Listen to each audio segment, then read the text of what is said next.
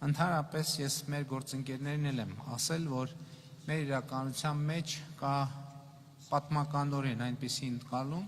թե Հայաստանի Հանրապետությունը գտնվում է վատ կամ երբեմն նույնիսկ սարսափելի աշխարհագրական դիրքում։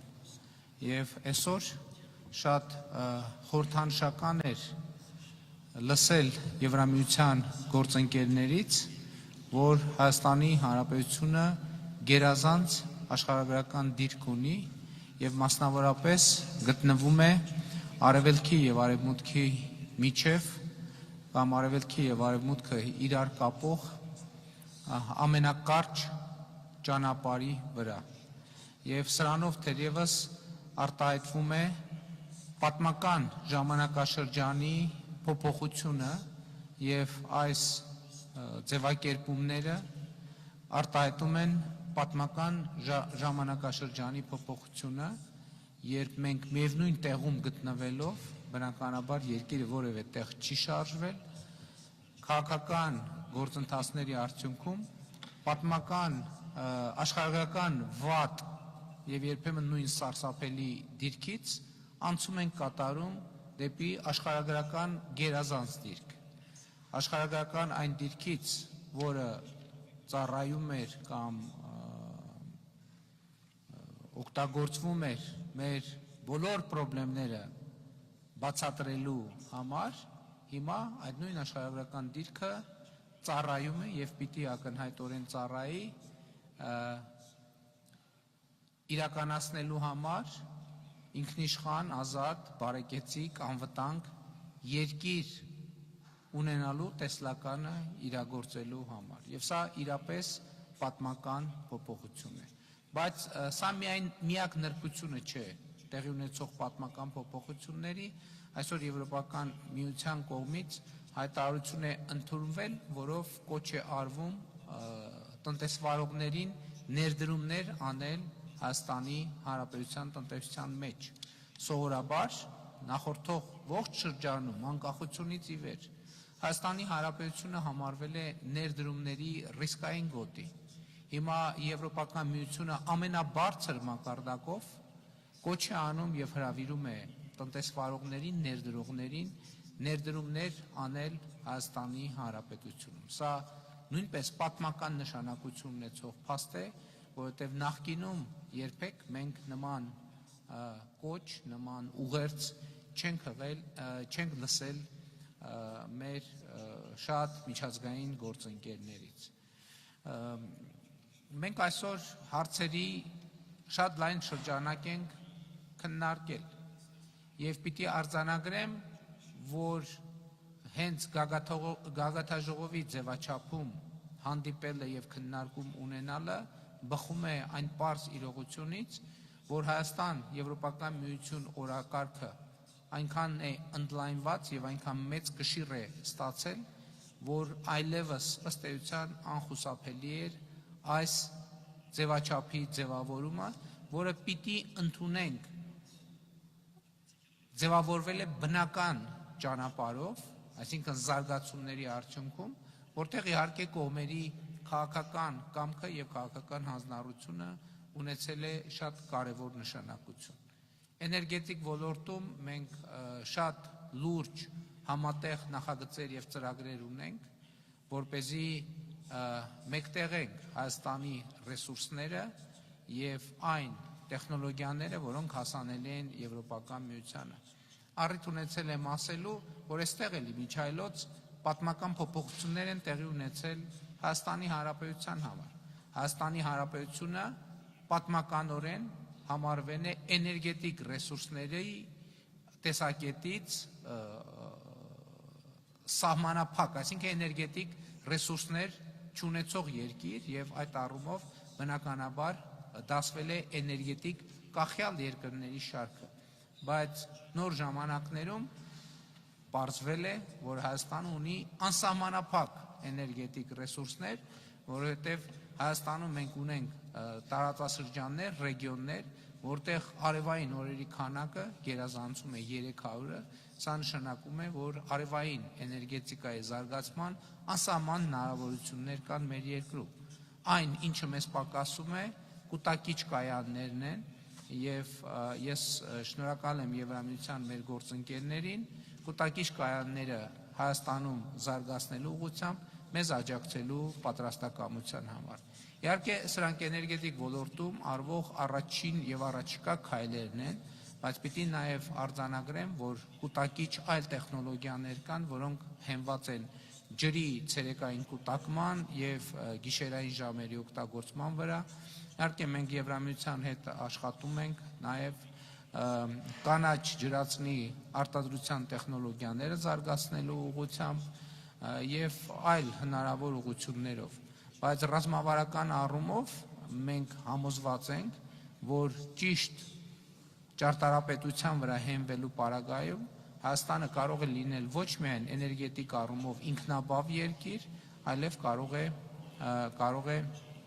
էներգետիկ արտահանման պոտենցիալը ել ավելի զարգացնել։ Իհարկե տրանսպորտային կապակցվածությունը